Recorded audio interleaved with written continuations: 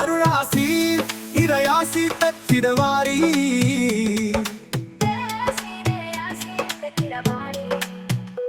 அன்புக்குரியவர்களே, இயேசுவினுடைய ஒட்டுமொத்த வாழ்வு தூய ஆவியாரால் இயக்கப்பட்டது என்பதை நாம் அனைவரும் அறிந்த ஒன்று.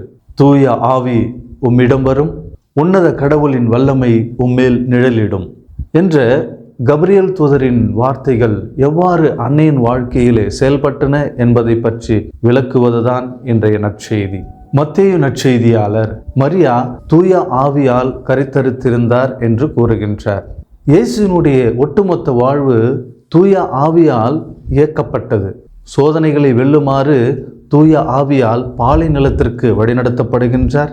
மத்தேயு 4:1 தூய ஆவியால் திருமுழுக்கு பெற்றார். மத்தேயு 3:16 அதே தூய ஆவியால் திருமுழுக்கு கொடுத்தார். மத்தேயு 3:11 அதே தூய ஆவியால் பேய்களை ஓட்டினார்.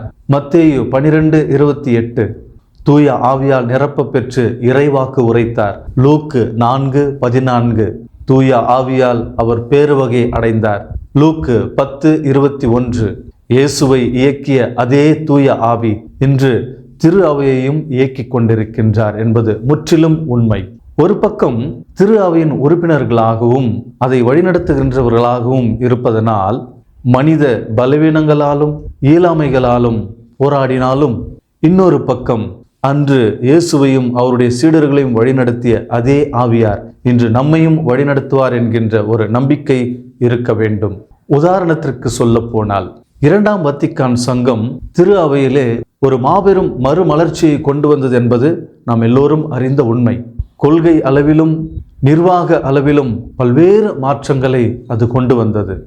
எதை பற்றி அவர்கள் விவாதிக்கப் போகின்றார்கள் என்பதை பற்றிய ஏடுகள் அவர்களிடம் இருந்தன.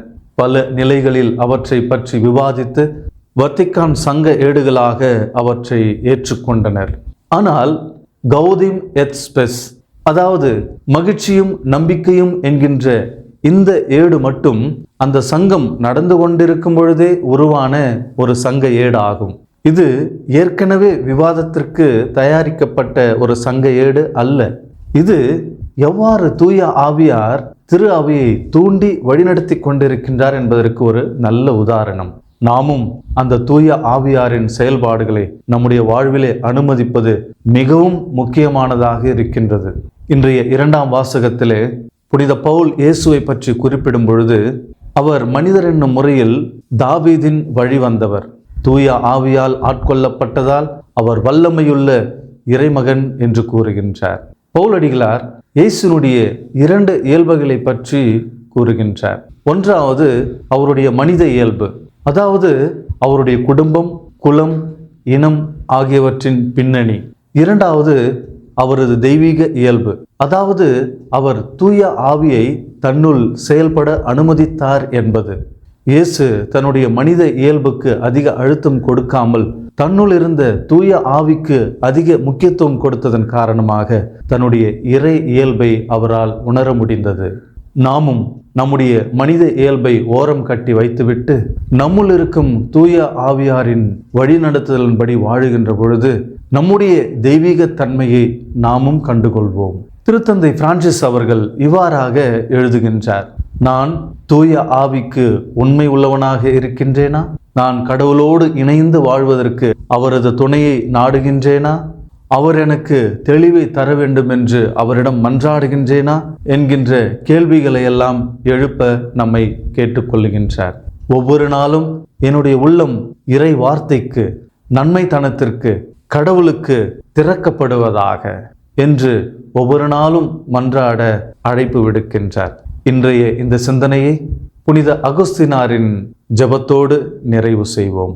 தூய ஆவியாரே, என் எண்ணங்கள் தூய்மையாக இருக்குமாறு என் உயிர் மூச்சாக எழுந்தருளும். என் செயல்பாடுகள் தூய்மையாக மாறுமாறு நீர் என்னில் செயல்படும். தூய்மையானவற்றை நான் நேசிக்குமாறு என் உள்ளத்தை உம்முள் ஈடுபடுத்தியருளும்.